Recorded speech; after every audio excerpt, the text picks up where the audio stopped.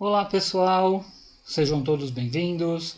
Esse aqui é o meu canal, eu sou o psicólogo Elcio Pini. Toda semana a gente fala um pouquinho de psicologia por aqui.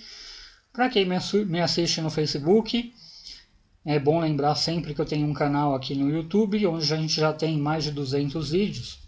E se você entrar aqui e se inscrever, vai poder ter acesso a todos eles. Hoje eu vou falar sobre um tema bem interessante. Eu vou falar sobre 3 coisinhas que muita gente fala, quase todo mundo já ouviu falar também, e nem sempre sabem o que realmente significam.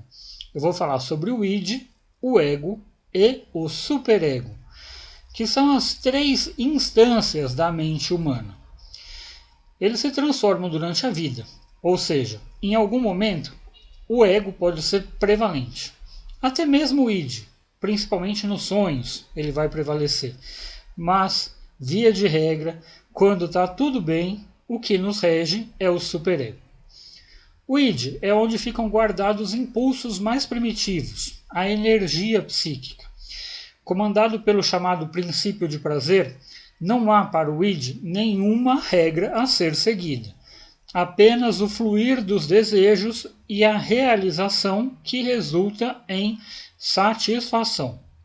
O id é o inconsciente, portanto, não tem distinção entre certo e errado, não existem consequências, não há medida de tempo. E o mais importante, o id é mais egoísta que o ego. Ele não aceita a frustração.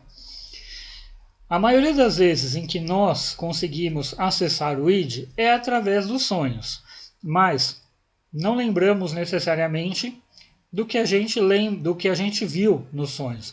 Às vezes a gente lembra de pedaços esquisitos, a gente lembra de algumas partes. É o ego se manifestando, o id, desculpa, se manifestando. E quando existem alguns transtornos, como ilusão, como delírio, aí o id se manifesta nesses transtornos e o sujeito acaba tendo vários problemas. Até mesmo na paranoia, em alguns casos, né? Ele vai ver o que não existe, vai ouvir o que ninguém fala, vai estar presente em lugares onde nunca existiram, vai ver pessoas onde elas não estão e assim por diante.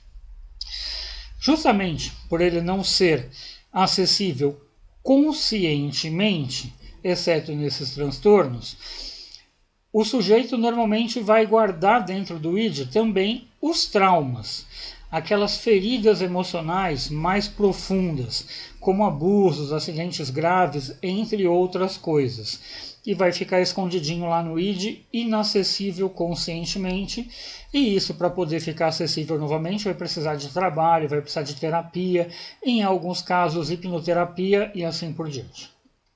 E o ego? O ego, em tese, vai evoluir do id, portanto, possui alguns traços do inconsciente, mas, claro, funciona fundamentalmente a partir da consciência. Conduzido pelo chamado princípio da realidade, sua principal função é não permitir o surgimento do id, quando considera os seus desejos inadequados para determinadas ocasiões. Para todos os efeitos, o ego é quem decide o que deve ser feito. Quando o ego é frágil, existe o risco do id dominar a mente e o indivíduo passa a agir sem nenhum tipo de filtro, ou seja, com transtorno mental. Vai ser conduzido apenas por impulsos e desejos primitivos. Já quando o ego é inflado demais, surgem os chamados egoístas, aqueles que só pensam em si mesmos, que perdem também o filtro social e tentam convencer os outros de que são maiores e melhores em tudo, querendo apenas para si os louros do sucesso e passando para os outros a culpa pelos seus próprios fracassos. E o superego? O superego, por sua vez, é o mediador entre o id e o ego.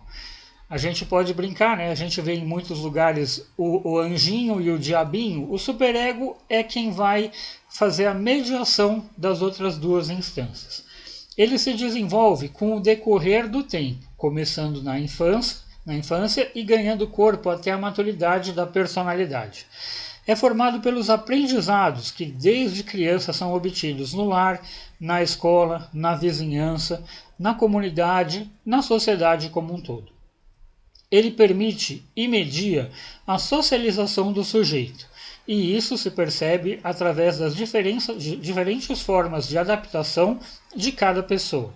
Pessoas menos sociáveis tendem a ter o superego formado por imposições, castigos sofridos na tenridade, enquanto pessoas mais sociáveis têm o superego formado por disciplina, mas sem excesso de medos ou de punições. Em linhas gerais, o superego é o regulador da mente, que não permite que o ego se sobressaia, criando aquelas pessoas egoístas, e ao mesmo tempo impede o acesso do id ao consciente, pois é representado pela censura moral, social, que cada pessoa desenvolve em cada cultura. Não há meio termo entre o certo e o errado para o superego. Se por seus valores algo é errado, assim sempre será. Ao mesmo tempo, se ele não vê problemas naquela atitude, nunca haverá problemas em atitudes similares.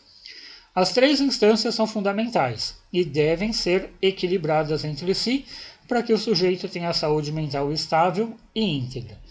O excesso de qualquer um dos três gera desequilíbrio e possivelmente transtornos que precisarão ser cuidados não só com terapia, mas também provavelmente com psiquiatria, medicina e medicação.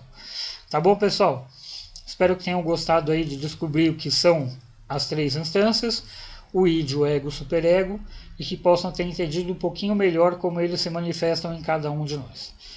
Agradeço muito estarem mais aqui comigo nessa semana. Aguardo vocês na semana que vem, seja no Facebook, seja aqui no YouTube, ou até mesmo lá no WhatsApp, onde eu mando o link para vocês semanalmente. Um grande abraço, vejo vocês. Tchau, tchau.